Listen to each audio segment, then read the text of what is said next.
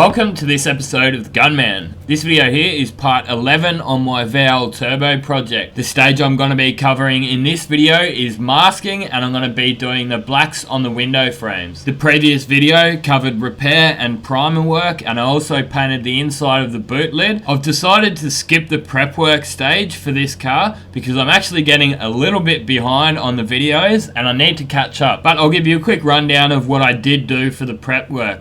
I only blocked down the repaired areas. I didn't block the entire car. Those who watched the previous episode will remember that I didn't put enough primer on the entire car to actually go and block into it with 180 grit. Just where my repairs were, I put the good 4 coats over the repairs. I remembered where they were. I then blocked those areas down to make sure the repairs were pretty straight, and the rest of it just got hit with the orbital sander, finished off with 600 grit. I did all the door jambs with the 600 on the orbital as well, and then I finished it off with a softback sanding sponge, 500 grit, and then a bit of grey Scotch Brite to hit all the shiny spots that I couldn't get to. It was just a really quick respray, 2 days. So this day was actually a Sunday that you see me working here. No one really wants to be working on a Sunday, but it only took me about 8 hours. I was there at about 5:30 again in the morning, and I was home before 2 o'clock in the afternoon. By 4 o'clock I crashed out because I was just exhausted from a massive weekend's work.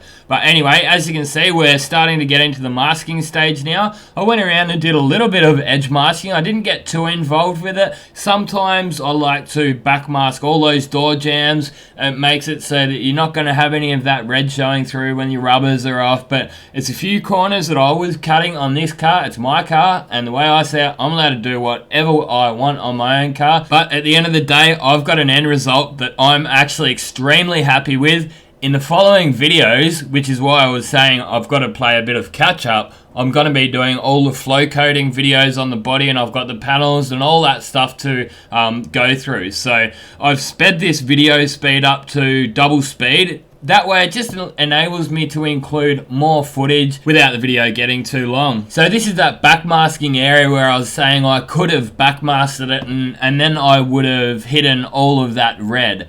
I decided not to. Main reason I actually decided to was I'm going to be using half the amount of tape. And there's a few bits around these windscreen areas where you might think, oh, you should have cleaned all that urethane off. And I'm actually masking over a little bit of red paint there. But for areas like that, the main reason I masked it like that is because that's an area that over time, years and years of rain and sitting under trees and dirt and stuff accumulating inside those window rubber areas, if you don't mask it properly, in this case I masked over the top of it. I did clean it prior, but you can actually have that stuff come out once you started to paint, and it'll land in your paint, and then you'll get all this crap through your paint. Also like to keep that masking nice and tight. You don't want it flapping around or anything like that. When you're using the plastic, sometimes it can be a little bit difficult if you're not that experienced. But what I've seen people do before is do your mask out, say, these door jambs or the door openings, and if you've got a little bit flapping around, you can actually just get the heat gun and just lightly wave that heat gun over there. That'll start shrinking the plastic and it'll tighten it up. Obviously being careful you don't go too hot, because it really won't take too much until you just start blowing holes in it. But that's actually a good little trick for masking engine bays and areas that are hard to get into and hard to reach around. So you'll put your plastic over it and then you get your heat gun on there and it'll just sort of shrink wrap it. But again, obviously just be very careful that you don't start melting that plastic to the parts, especially the engine parts. But anyway, around the rear quarter glass that you saw there, same thing. I did mask over some of those vents. Now those vents around there had this foam in there from factory, and it takes a bit of cleaning out, so I decided, you know what, I'm just going to mask over it. I took this car when it was sort of semi-finished down to, it's just 3 units down from our place, down the other end of the unit complex, and I still hadn't put all the parts on, and this dickhead mechanic pokes his head out and he's like, oh, you did a pretty crap job on that car. And I really did take a bit of offense to that, being that I just spent the last 2 weeks working my absolute ass off painting this thing. To have someone to just be a smart ass and turn around and say that you've done a shit job is pretty rude. So I put him in his place, told him to shut up. You're always going to get people that are going to try and bring you down to their level. If I was a balding, fat, old grease monkey, well then maybe I'd be trying to do the same thing. It's not their opinions that I even care about, to be honest. It's the people that have got something positive to say, and the people that actually really think this car looks totally awesome, like myself. Hey, I'm not really into the show car thing. I never have been. I really don't see the extra time and effort that goes into making a car a show car compared to a normal respray. Even this car, it did get flow coated. It looks like I've polished the shit out of this thing for days, but I haven't. All I've done is flow coated it. I've got a mad gloss off the gun. Yes, there's a few ripples in it. Yes, there's not a couple of pieces where it's not 100%, but at the end of the day, when I'm driving down the street and all those people give me the thumbs up, and like I've only been back on the road for the last 2 days, I've had so many people just absolutely loving it. I got a toot at 6 o'clock this morning on the way to work, and I looked around and thought, what's this clown want? It's a guy in his Ford, and he's giving me the thumbs up, totally digging the ride. And then just before, I was down getting some dinner at Red Rooster, and this guy at the car park next door, he's just come out and he's just giving me the thumbs up, totally digging the car. So I guess what I'm trying to say is that a couple of little ripples, a couple of little spots that you may have scratched it and then done a touch up really isn't going to stop those kind of people from admiring a beautiful paint job and a good looking car. Anyway, that's my rant over for now. We'll continue on with the job. So once all the masking was done and I was happy with it, obviously go and check over it twice and 3 times, make sure there's no edges, that you're going to be getting overspray everywhere, and then we're giving it a good wipe down with some Prepsol wax and grease remover. I've got that in the atomizer bottle. I find you actually use less rags and you use less of the solvent too, because you're only getting it on the panel where you need it. You're not filling a rag up with it as well, but that is another option. You can just get a couple of rags, fill one up with some Prepsol or wax and grease remover, and then wipe on and wipe off.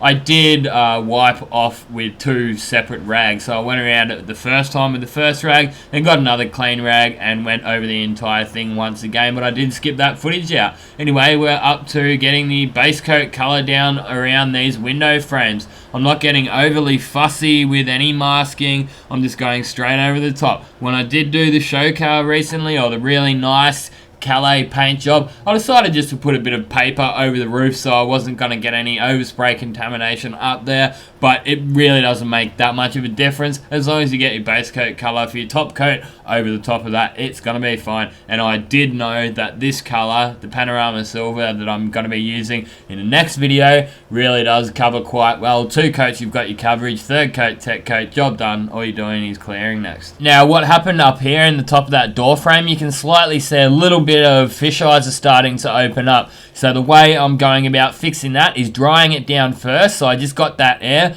blew a bit of air over it to help it dry down, then just walked away, come over, put a coat on this side, and after I did that, I went back around to the other side and then just dusted some base coat on. If you put it on heavy, it's just going to keep going and getting bigger and bigger, but if you dust that base coat over those fisheyes, they should just go away. It's not an uncommon thing around where rubbers have been hitting a panel or a painted surface. You can do your best, you can sand it back, and you can wax and grease remove it all you like, but sometimes it's just still going to come back up. And that's probably another little downfall of not priming it. Had I have primed it, well then it probably wouldn't have happened, because it would be sealed down under that primer. You'd then sand your primer back, and it would be unlikely that you did have any fisheye reaction. But doing a clear over base job, you do get that second chance. However, if you were to do it in 2K direct gloss type paint, well then it would be a little bit harder to fix. You still can use the same method by going dust coat until you can not see it, and then leave that dry out and then put a wet coat over it. But it is a bit more of a difficult process, similar to clear, because it just takes that lot longer to dry than what the base coat does. So once I was happy, I got the black down looking nice. I actually went out for 20 minutes, say half an hour, and let that flash off, went down and grabbed something to eat. That's going to give that base coat a nice amount of time to flash off, so that I'm not going to have the tape sink into it or run the risk of making a bit of a mess out of it. And then I came back in and obviously just masking it off. Pretty basic process. Just using a couple of bits of masking paper there, and making sure there's no little areas where any of the metallic can come through, because that's really going to be pretty crap if you've got small metallic particles and flakes through the black on your window frames. It turned out that I did get a little bit even after doing a bit of masking. All I ended up having to do was just getting a tack rag, and all of that dusty, misty overspray actually just came straight off with a tack rag. I decided to do it this way because if I put the black on and then the silver, then unmask the black, then there's less of an edge there. Say if I was to paint the whole car silver and then do the black over the top, for starters, it's another boost cycle, so it's going to take more time. And you're also not going to have such a big edge if you do it this way. Over the top of this masking tape here, I did actually get a little bit of the blue fine line masking tape just to go over the top of that edge, so less chance of getting a big thick edge and less chance of having the base coat peel up when you're unmasking it as well. Around the top of that door frame, it's not really a big issue because a big molding goes around there, but I just went straight off that edge. It's just those 3 spots that are seen: front, middle, and rear pillars. Make sure you go and check out my other channel if you haven't already. It's called the Gunman Raw. It's another YouTube channel. I've got links in the description. I've also been putting some cards in these videos, so if you're on a mobile device, click that little I, the letter I icon up in the top right corner. That'll bring down the menu and you'll be able to find my other channel over there. So basically what that is, I've been doing some walkthroughs, so as on the go type things, so I'll just be talking you guys through the job as I do it. I think that's actually a good way of me having the stuff fresh in my mind while I'm there painting, other than doing it this way, whereas I can get behind and I've got to narrate it and I may forget 1 or 2 things that I'm doing. So check out that Raw channel. It's most of it's just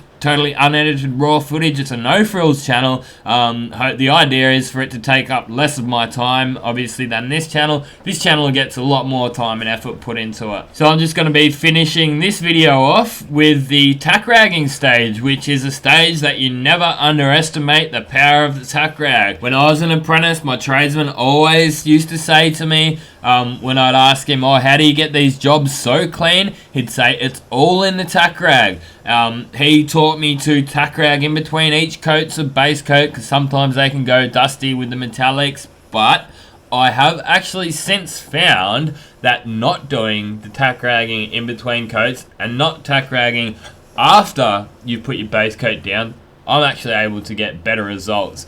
So I do give it a really good tack rag 3 times, 2 to 3 times prior to painting. So I go around the entire thing with the high pressured air gun. Obviously make sure I'm clean, make sure the booth is clean, make sure the airline is clean, so there's no contaminants that's gonna come in and hit your panel when you're painting. But even in saying that, you're still most likely gonna get at least a couple of bits of dust land in your paintwork. It's just how it goes. Unless you're working in totally state-of-the-art areas that you've got dedicated prep bays with dust extraction and the booths got floors that you could just about eat off, and you're always using the best of the best products and stuff like that, well, yeah, maybe you're going to get some really clean work. I've even found that the type of paint that you use makes a big difference. Using medium solids, clears, sometimes you don't have the build in that clear coat to fill up some of the dusty stuff that you get in your base coat. So the high solids clears, I've found I get much cleaner jobs out of off the gun. But this is a quick look at where I'm up to as of this morning. I took this footage. Saturday the 12th of September 2015. This is where I'm up to on my VL. Big day yesterday. We had to we've changed over to a full disc rear end now. That's pretty cool to have in. Main reason was to fit those walkie wheels on the back. Got them on, got the rear bumper on yesterday, and got the drop tank in.